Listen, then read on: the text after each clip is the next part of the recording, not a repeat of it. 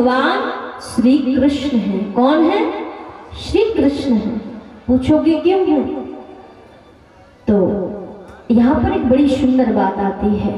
जब भगवान कन्हैया इस धरा धाम को छोड़कर, इस पृथ्वी को छोड़कर अपने धाम को जाने लगे, भगवान के चरण में एक व्याध का, एक शिकारी का बाण लगा चरणों में।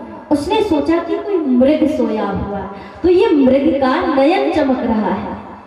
तो उस शिकारी ने बाण चला दिया और वो कन्हैया के पांव में चुभ गया। इसके बाद भगवान के पास दो मित्र आए, परम सखा कन्हैया के, एक तो उद्धव जी और एक अर्जुन। कौन कौन? उद्धव जी और अर्जुन। तो बोले महाराज आप तो इस धरा को छोड़कर जा रहे हैं, ये बताइए आप जैसे जाएंगे द्वापर समाप्त हो जाएगा और कलयुग का आगमन हो जाएगा, और जब कलयुग आ जाएगा तब तो हाहाकार हो जाएगा, चारों तरफ हाहाकार मच जाएगा। कौन किसकी रक्षा करेगा? धर्म किसकी शरण में जाएगा? भक्त कहाँ जाएंगे प्रभु? कौन हमारी रक्षा करेगा कन्हैया? भगवान ने कहा, रे अर्जुन, हे उद्धव, क्यों चिंता करते हो?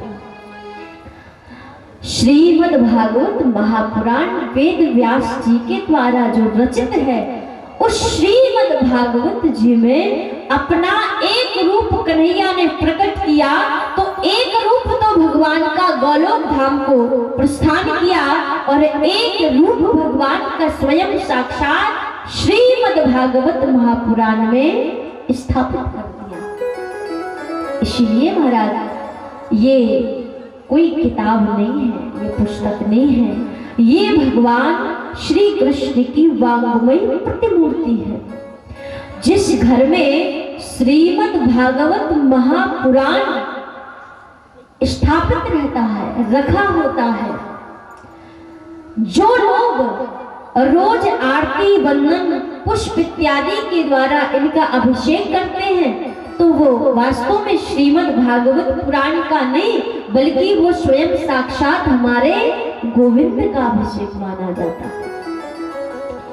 जो व्यक्ति श्रीमद् भागवत महापुराण का एक अध्याय या दो अध्याय, बोले महाराज आई एम बिजी, इतना टाइम कहाँ कि मैं एक अध्याय का पाठ करूं, दो अध्याय का पाठ करूं। तो बोले कोई बात नहीं, श्लोकार्धम श्लोक पादम। अरे एक अध्याय दो अध्याय का पाठ नहीं कर सकते, एक श्लोक आधा श्लोक पढ़ने में कितना टाइम लगेगा? जो एक श्लोक का भी, अगर आधे श्लोक का भी श्रीमद् भागवत की पाठ करते हैं, उस पर साक्षात श्री राधा रानी और गोविंद की कृपा सदा बरसती रहती है। ऐसी दुनिया की कोई चीज नहीं जो उस बंदे को प्राप्त ना हो, उस भक्त को प्राप्त ना हो। ये श्रीमद् भागवत की महिमा है। जो व्यक्ति श्रीमद् भागवत महापुराण का किसी सुयोग्य व्यक्ति को, सुयोग्य पात्र को दान करता है, उसका एक पुराण को दान करने का पुण्य हजारों कामधेनु गायों के फल के बराबर होता है। ये महिमा है भागवत जी की। तो पहला सूत्र है, भागवत क्या है? भागवत भगवान कन्हैया की साक्षात मूर्ति है। दूसरा, भगवान कन्हैया के श्री मुख से निश्रित साक्षात मुखार बिंदु से निकला हुआ भगवान की ये सुंदर चरित्र है। ये भागवत महापुराण वेद व्यास जी महाराज ने रचना अवश्य की है, लेकिन ये वास्तव में प्रथम बार भगवान श्रीमन नारायण ने हर्ष रूप धारण करके ब्रह्मा जी को श्रवण कराया। ब्रह्मा जी ने वही 4 श्लोक देवर्षि नारद जी को श्रवण कराया। तो एक बार देवर्षि नारद जी भटकते भटकते, भ्रमण करते करते आ रहे थे, तो देखा कि वेद व्यास जी ने 17 पुराणों की रचना कर ली, लेकिन मन को शांति न मिली। मुझे संतुष्टि नहीं है, मुझे शांति नहीं है, मैं क्या करूं? नारद जी ने कहा, ये बताओ कि तुमने 17 पुराणों की रचना तो की, लेकिन अभी तक तुमने भगवान गोविंद के चरित्रों का वर्णन किया कि नहीं किया? बोले महाराज मैंने तो एक भी पुराण में नहीं किया। हर पुराणों में मैंने अनेक भगवान की विराट रूप का वर्णन किया, अन्यान्य रूप का वर्णन किया, लेकिन मैंने गोविंद बिहारी जी के चरित्रों का, श्री किशोरी जी के चरित्रों का कोई वर्णन नहीं किया। अपने मन को शांत बना, अपने मन को संतोष प्रदान करने के लिए अपने हृदय को श्रीमद् भागवत की रचना करके वही 4 श्लोक नारद जी ने वेद व्यास जी को प्रदान किए। 4 श्लोकों से 18,000 श्लोक, 335 अध्याय, 12 स्कंद में ये श्रीमद् भागवत जी की रचना करी। इसीलिए वेद व्यास जी का नाम वेद व्यास जी पड़ा। तीसरी बात, श्रीमद् भागवत महापुराण पंचम वेद है। 4 वेद हैं हमारे सनातन धर्म में, लेकिन अगर 5वां वेद कहें तो श्रीमद् भागवत महापुराण 5वां वेद है। श्रीमद् भागवत महापुराण समस्त वेदों का, समस्त उपनिषदों का सार है। श्रीमद् भागवत महापुराण रसो वह सहरासो, यानी कि रास बिहारी सरकार श्री कृष्ण कन्हैया का रस सिंधु यानी समुद्र यानी कि सागर है। श्रीमद् भागवत महापुराण भक्ति, ज्ञान, वैराग्य का समुच्चय है। जीवन में अगर भक्ति आ जाए, ज्ञान ना आए, वैराग्य ना आए, तो भक्ति भी अधूरी मानी जाती है। अगर भक्ति है, ज्ञान नहीं है, वैराग्य कभी हो नहीं सकता। और अगर ज्ञान है, वैराग्य भी आ गया, लेकिन भक्ति नहीं है, तो कभी भक्ति में पूर्णता या ज्ञान में पूर्णता हो ही नहीं सकती। अगर जीवन में परिपूर्णता चाहते हो तो भक्ति का होना भी जरूरी है, और भक्ति के साथ साथ ज्ञान, और जब ज्ञान आ जाता है तो निश्चित है कि इस जीवन से वैराग्य अवश्य हो जाता है। तो ये भक्ति, ज्ञान और वैराग्य का समुच्चय है। श्रीमद् भागवत महापुराण 18 पुराणों में सर्वोपरि है, क्योंकि यह श्रीमद् शब्द से अलंकृत है। एक बार लक्ष्मी जी आई, बोले महाराज आपने इतनी सुंदर पुराण की रचना की, साक्षात कन्हैया की वाग्मय मूर्ति को बताया, लेकिन मेरा तो यहाँ पर कोई स्थान ही नहीं है। इसीलिए साक्षात लक्ष्मी जी को इस श्रीमद् शब्द से स्थापित करके लक्ष्मी जी के साइन करवाए कि ये केवल और केवल भगवान कन्हैया की वाग्मय मूर्ति नहीं, बल्कि ये श्रीमद् यानी कि लक्ष्मी और नारायण का समुच्चय एक स्वरूप है। अगर भागवत का हर एक श्लोक कृष्ण है, तो हर एक श्लोक का अर्थ ही श्री राधा है। बिना राधा के कभी कृष्ण नहीं, और कृष्ण के बिना कभी राधा हो ही नहीं सकती। ऐसी ये श्रीमद् भागवत महापुराण है। मृत्यु को मंगलमय बनाने वाला ग्रंथ, जो जीते भी मुक्ति दिलाएगा और मरने के बाद भी मुक्ति दिलाने का अगर सामर्थ्य, कैपेसिटी अगर है किसी में, तो वो है श्रीमद् भागवत महापुराण। ऐसी श्रीमद् भागवत महापुराण। और अंतिम बात, अगर श्री नारायण भगवान के श्री चरणों में अपनी अर्जी, अपनी मर्जी वो समर्पित करना चाहते हो, नारायण की भक्ति को, कृपा को पाना चाहते हो, तो उसका एकमात्र साधन है श्रीमद् भागवत महापुराण। ऐसे श्रीमद् भागवत महापुराण का एक बार जोरदार सभी लोग प्रणाम करते हुए जयकारा लगाएंगे। बोले श्रीमद् भागवत महापुराण की, वृंदावन बिहारी लाल की। तो ऐसे श्रीमद् भागवत कथा गंगा में हम सभी लोग डुबकी लगाने जा रहे हैं। देखिए, गंगा दो प्रकार की है। पूछोगे कैसे? कितने प्रकार की है गंगा? कितनी है?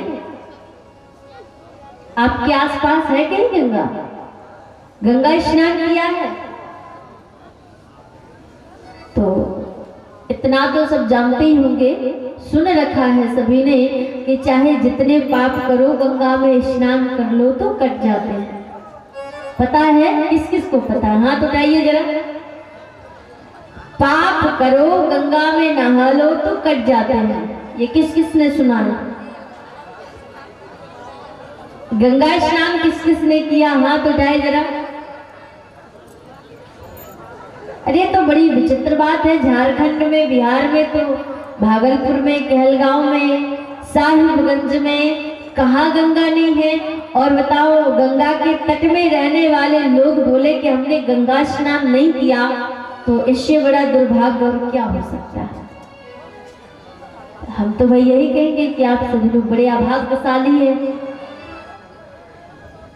कितना किलोमीटर पड़ेगा यहाँ से गंगा स्नान करने जाओ तो? 80 70? बताओ, बगल में है।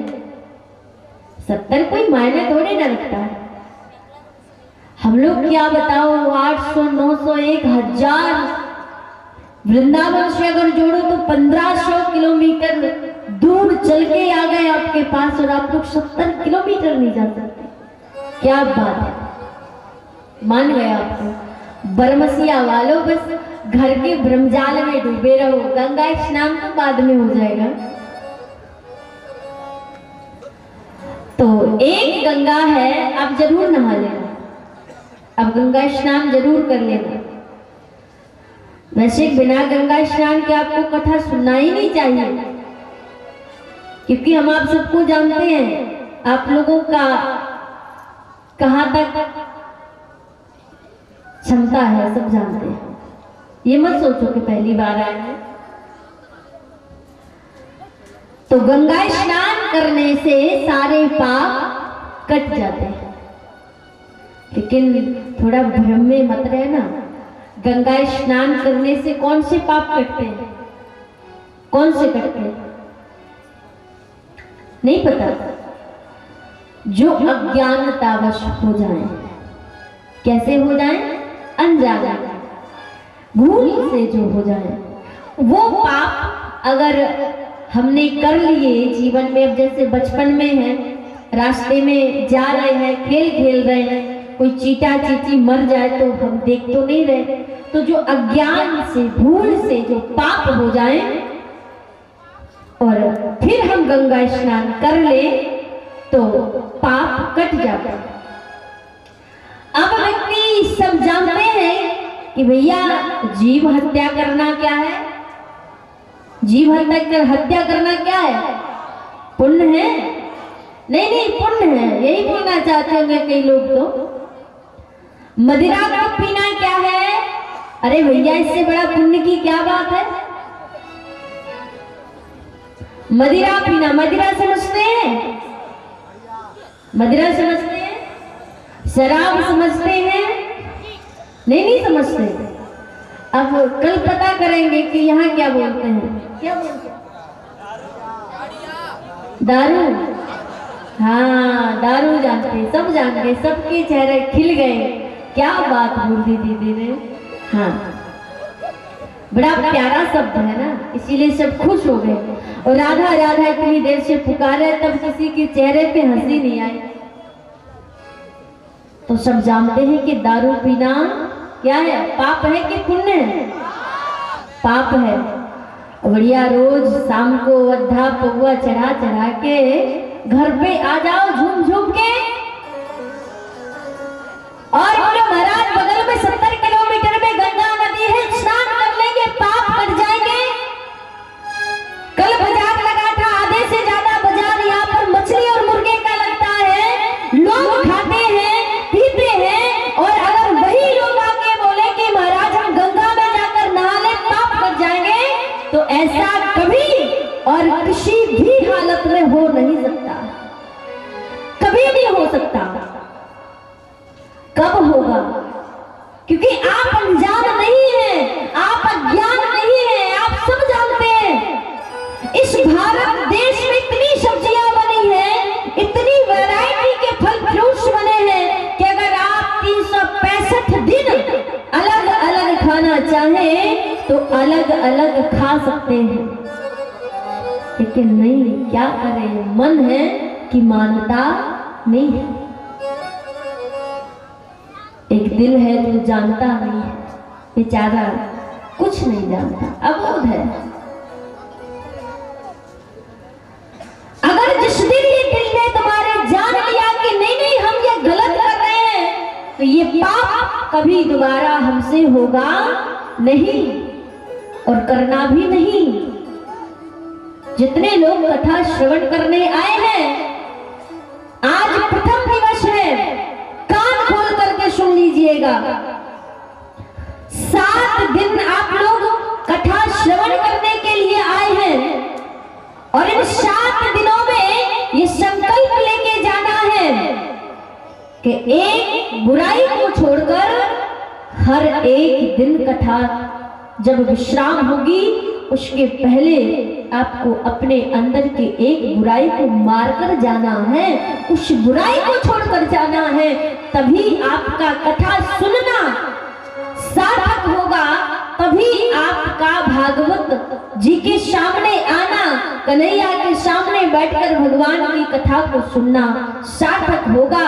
वरना ऐसे न जाने कितने कथावाचक आएंगे और कितनी बार कथा सुन लोगे, आपके जीवन में 1% भी अगर अंतर आ जाए तो मेरा नाम नहीं लेना चाहिए। क्योंकि जब तक आप अपने व्यवहार को नहीं बदलोगे, अपने जीवन को खुद बदलना नहीं चाहोगे, तब तक कोई बदल नहीं सकता। जब खुद बदलोगे तभी युग बदलेगा। लोग कहते हैं कि जमाना खराब है, जमाना खराब, जमाना कभी खराब नहीं होता।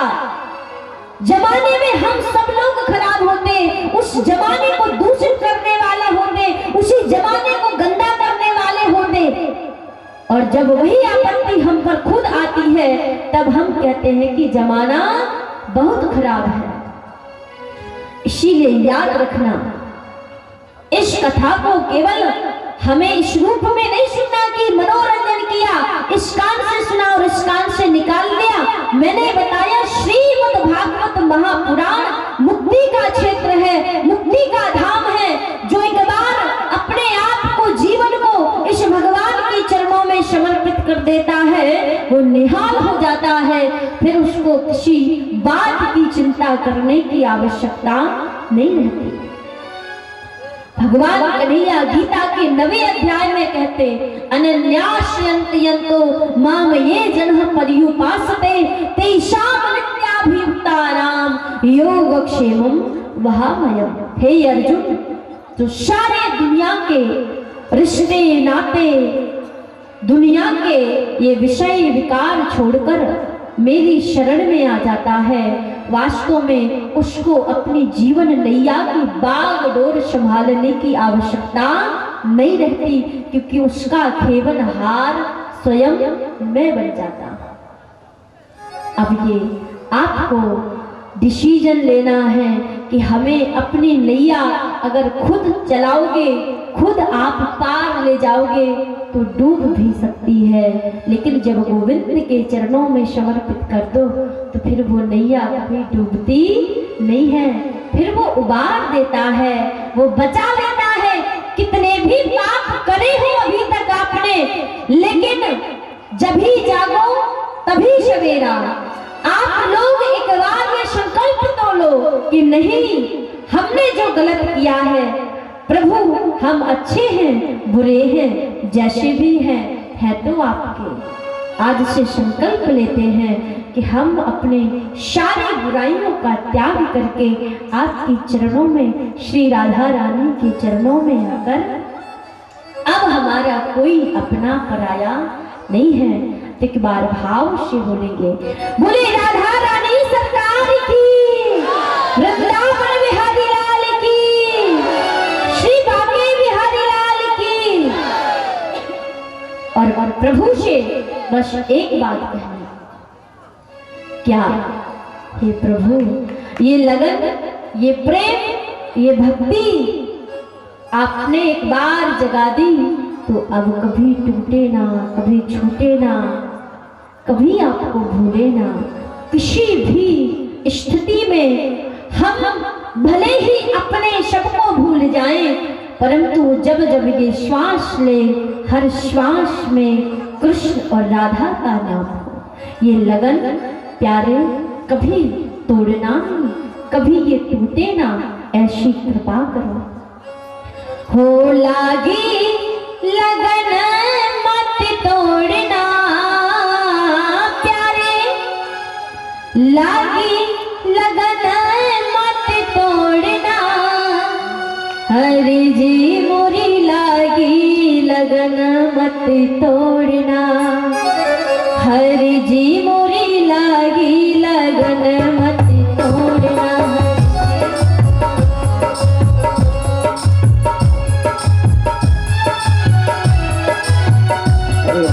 भाव से सभी बोलेंगे,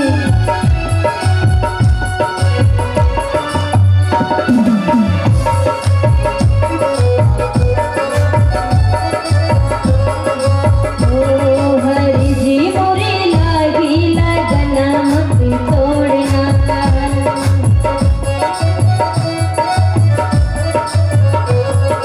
हो लागी लगन मत तोड़ना प्यारे, हो लागी लगन मत तोड़ना, हरि जी मोरी लागी लगन मत तोड़ना, न प्रभु जी मोरी लागी लगन मत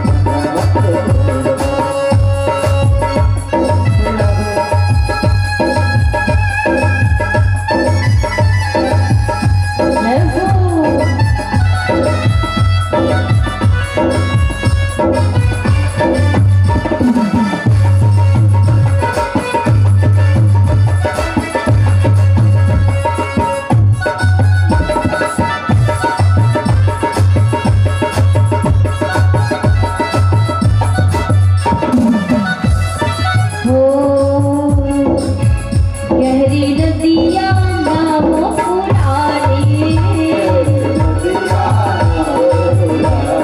हे प्रभु, ये अथाह जल है और इस अथाह जल में मेरी तो जर्जर नाव है, कब डूब जाए पता नहीं। इसलिए हे गोविंद, हे मेरे ठाकुर जी, ये नैया अब मैं डरती हूँ चलाने से, आपके चरणों में सौंप दी। आप चाहो तो डुबा दो, आप चाहो तो बांध लो। हो गहरी नदियाँ नावों पुरानी, गहरी नदियाँ नावों पुरानी। हो मेरे भरोसे मत छोड़ना, हो पीछे भंवर मत छोड़ना, हो प्यारे पीछे भंवर मत छोड़ना। हरि जी मोरी लगी लगन मत छोड़ना, हरि जी मोरी लगी लगन मत छोड़ना। जय हो राधे।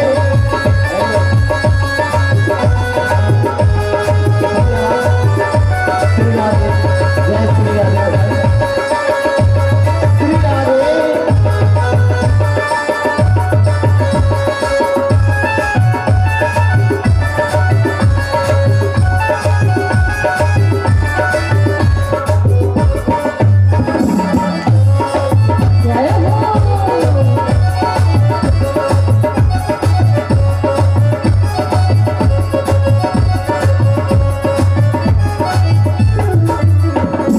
हो तू मेरा सेठ है, तू मेरा मालिक, तू मेरा सेठ है, तू मेरा मालिक। हे प्रभु, अब आज से आप हमारे सेठ स्वामी, आप ही हमारे मालिक हो। अभी तक हमने क्या पाप क्या पुण्य किए हैं हम नहीं जानते। हम अज्ञानी हैं, पापी हैं, अभिमानी हैं, दुराचारी हैं। पर हे कन्हैया, तू तो दयालु है, दीन बंधु है। तू तो हे किशोरी श्री राधे कृपामयी है, दयामयी है। जरा सी कृपा की एक नजर हम पर भी कर दो। हो तू मेरा सेठ है, तू मेरा मालिक, तू मेरा सेठ है, तू मेरा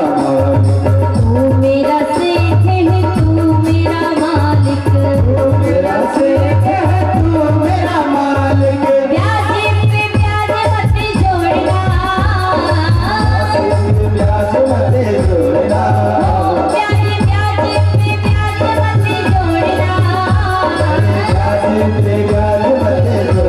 हरि जी मोरी लागी लगन मत छोड़ना, हरि जी मोरी लागी लगन मत छोड़ना, हरि जी मोरी लागी लगन मत छोड़ना।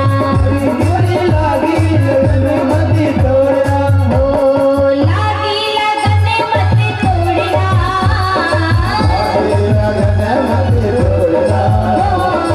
राधा श्री राधा श्री राधा, हो राधा श्री राधा श्री राधा। सभी बोलेंगे तो हाथ उठा के बोलेंगे, राधा श्री राधा श्री राधा, हो राधा श्री राधा श्री राधा, हो राधा श्री राधा श्री राधा, राधा श्री राधा श्री राधा, राधा श्री राधा श्री राधा, राधा श्री राधा श्री राधा, हो राधा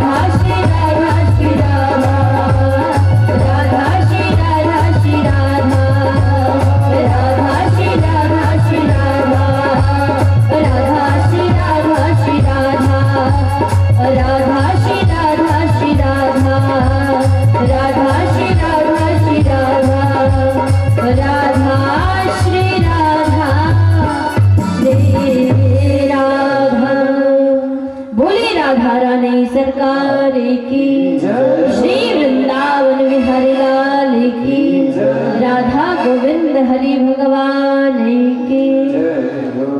आइए हम आप सभी लोग श्रीमद् भागवत के प्रथम श्लोक का पाठ करेंगे और इसके बाद तुरंत आरती में प्रवेश करेंगे। कल से जो टाइम सुनिश्चित किया जाए उस टाइम पर सभी को आना है। एक बार डिस्कस कर लो लोगों से कि 2 से 6 अगर कर दिया जाए तो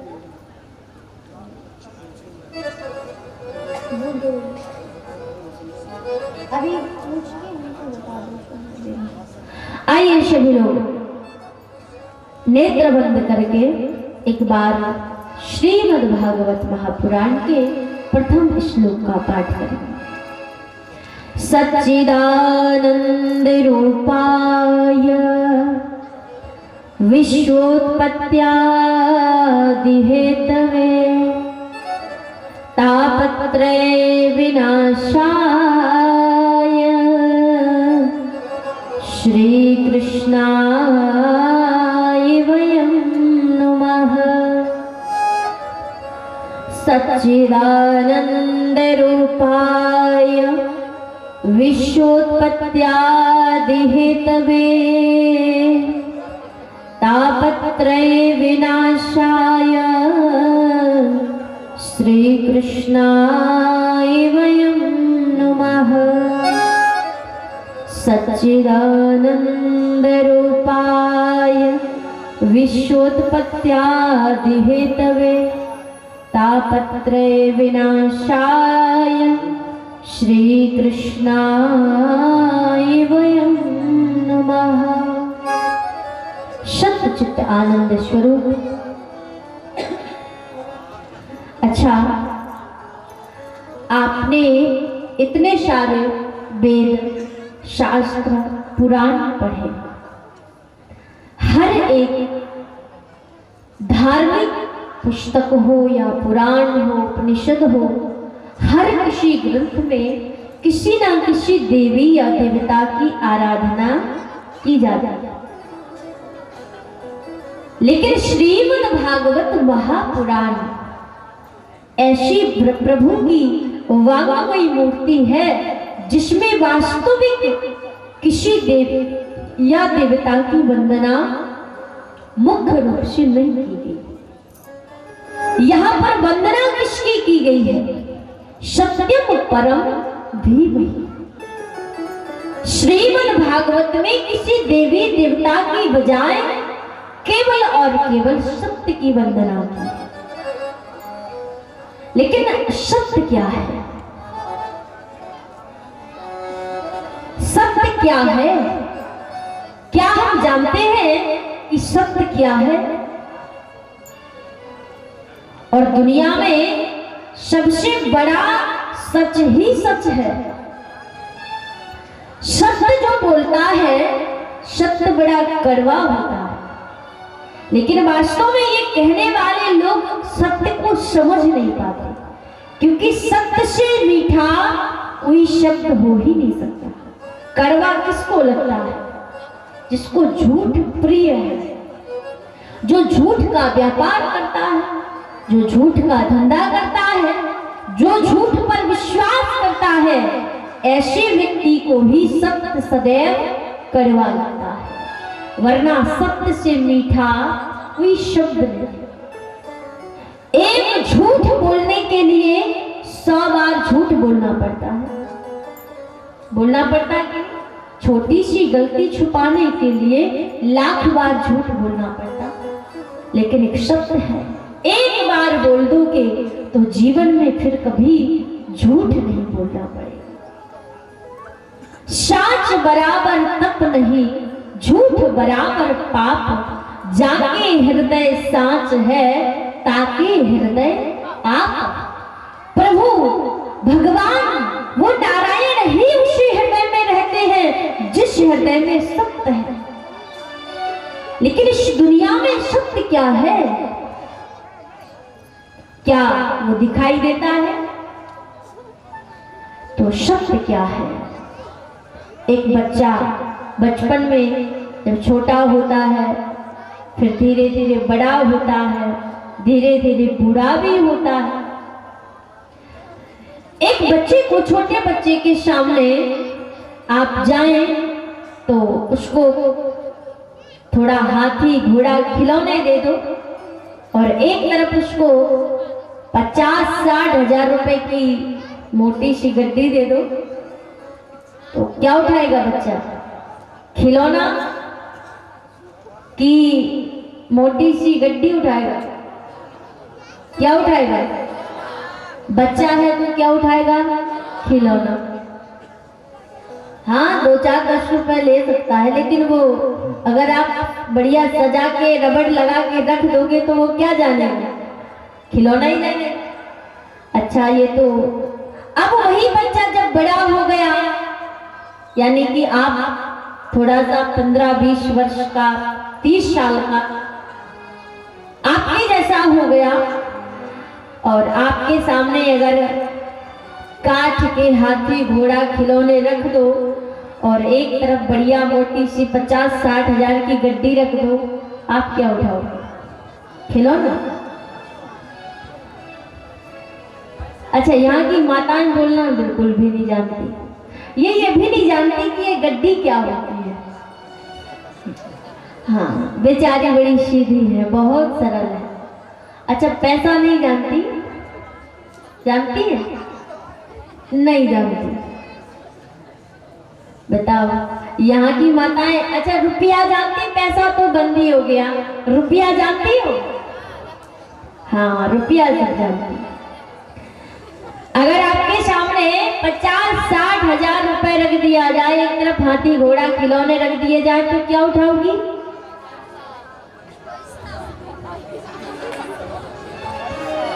आप सब बोल पड़ी।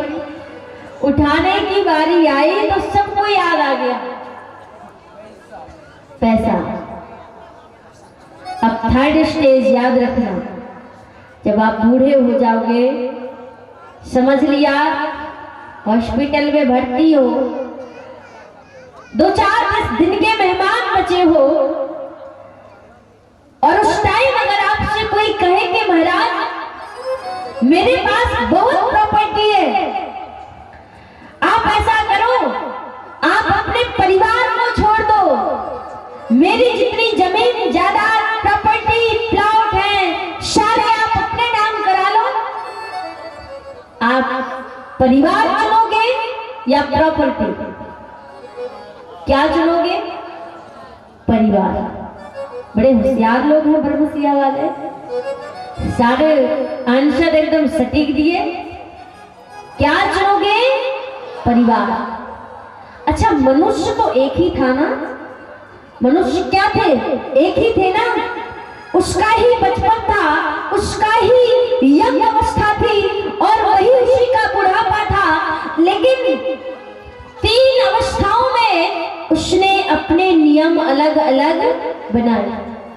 कभी उसको खिलौना अच्छा लगा, कभी उसको पैसा अच्छा लगा, कभी उसको परिवार अच्छा लगा। तो सत्य क्या है?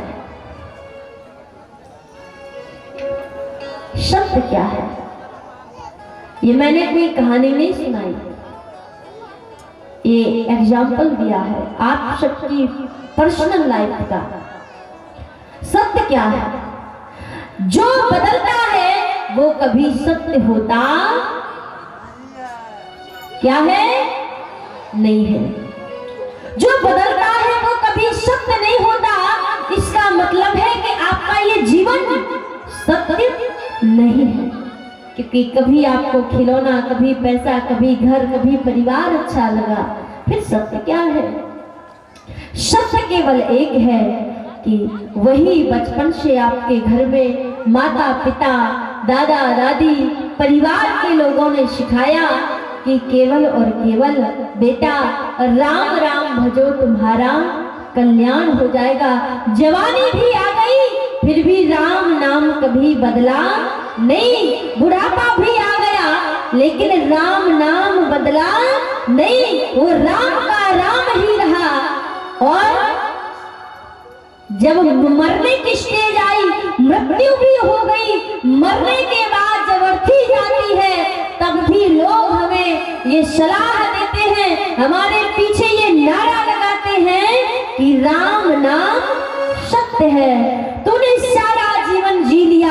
लेकिन तूने कभी सत्य पहचाना नहीं कि राम नाम सत्य है। केवल भगवान का नाम ही सत्य है, इसके अलावा दूसरा कोई सत्य है ही नहीं।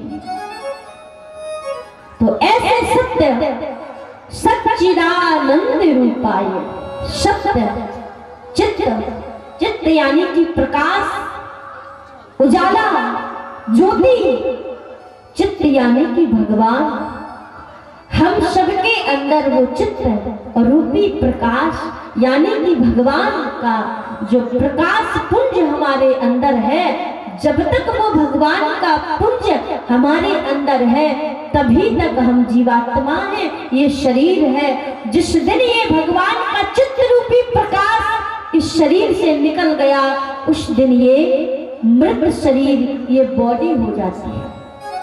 फिर इसको लोग मिट्टी कहते हैं, इसका कोई मोल नहीं है। इसको 4 लकड़ियां रख करके लोग घास फूस के जैसे जला डालते हैं, इसका कोई मोल नहीं है। तो जिस दिन चित्त यानी कि सत्य, चित्त और आनंद, ये भगवान के स्वरूप हैं। देखिए भगवान के रूप अनेक हैं। भगवान के रूप कितने हैं? अनेक हैं। कभी वो वामन भगवान का रूप लेके आ जाते हैं, कभी वो हनुमान बन के, कभी वो राम बन के, कभी वो श्याम बन के, कभी वो नरसिंह बन के, कभी वो अनेक प्रकार के कक्षप बन के, वराह बन के, कभी विश्व मोहिनी बन के वो आ जाते हैं अनेक रूप धारण करके। लेकिन भगवान के स्वरूप 3 ही हैं, सत्य, चित्त और आनंद। इसके अलावा भगवान का कोई स्वरूप नहीं। सत्य क्या है ये मैंने बता दिया। चित्त हमारे अंदर बैठा हुआ वो परमात्मा, ईश्वर अंश जीव अविनाशी। आनंद क्या है? लोग कहते हैं अरे वाह बढ़िया, डल्लब के गद्दे मिल गए, एसी का रूम मिल गया, वाह आनंद आ गया। जिसका विवाह नहीं हो रहा वो विवाह हो गया, अरे वाह भैया हमारे तो मौज है, आनंद आ गया, शादी हो गई। कोई कहता है परिवार में आनंद है। जो यंग लोग हैं वो कहते हैं अरे वाह आज तो तेरा बर्थडे, थोड़ा पार्टी सार्टी कर ले, थोड़ा हम भी पैक लगा लेंगे, आनंद आ जाएगा। उनको उसमें आनंद है। लोग कहते हैं कि दुनिया में हर जगह आनंद है, लेकिन वास्तव में वो आनंद नहीं है। मस्ती में, मौज में और आनंद में बड़ा अंतर है महाराज। इस संसार में आपको हर शब्द का अपोजिट नाम मिल जाएगा। पूरे हिंदी साहित्य को पढ़ डालो, लेकिन आपको आनंद का कोई विलोम शब्द मिलने वाला नहीं है। आनंद आनंद आनंद, आनंद ही परमानंद है, आनंद ही सच्चिदानंद है, आनंद ही वह परमात्मा है। आनंद कहाँ मिलेगा? बोले महाराज धन से दवा मिल सकती है किंतु रोग नहीं। धन से बिस्तर मिल सकता है किंतु नींद नहीं। धन से भोजन मिल सकता है किंतु भूख नहीं। धन से माँ हजारों मिल सकती है लेकिन सच्ची ममता नहीं। धन से फ्रेंड दोस्त अनेक बना सकते हो लेकिन सच्चा मित्र नहीं। धन से एकांत खरीद सकते हो लेकिन वास्तविक सच्ची शांति और सच्चा आनंद खरीद नहीं सकते।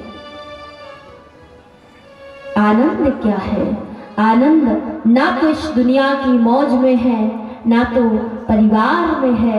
वास्तविक सच्चा आनंद जो अपने हृदय में 5 मिनट नेत्र बंद करके कभी अपने ठाकुर के सामने बैठकर, कभी अपने बिहारी जी के सामने बैठ करके उनका मुखड़ा निहारते हुए, उनकी छवि को निहारते हुए उनके नैनों से अपने नैन मिला करके, हे सांवरे, इस दुनिया में भटक लिया, इस दुनिया को खोज लिया, लेकिन वास्तव में दुख के अलावा और कुछ ना मिला।